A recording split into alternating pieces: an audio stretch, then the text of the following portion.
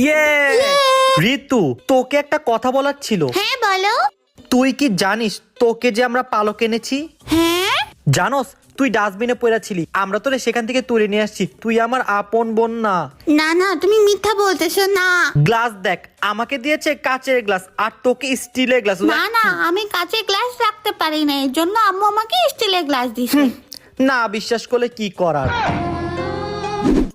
মা নাচতে দাও। উফ, এই নে। মা আমালেও দাও। সরি মা, আটা শেষ। এই, আজকে দুপুরে তোরা কি খাবি? Fried rice. মা পোলাও আর রোস্ট বানাও। বাবা ফ্রাইড রাইস অনেক ঝামেলা, আজকে পোলাও আর রোস্ট বানাই দেই। এই সামনের সপ্তাহে আসার বিয়া, কাপড় কিনতে কবে যাব? যাবো না কাল পরশু। মা আমার জামা। এই তোরে তো গত মাসে কিনা দিছি, ওগুলাই পর। যত সব। আসলে কি আমার ভালো লাগছে।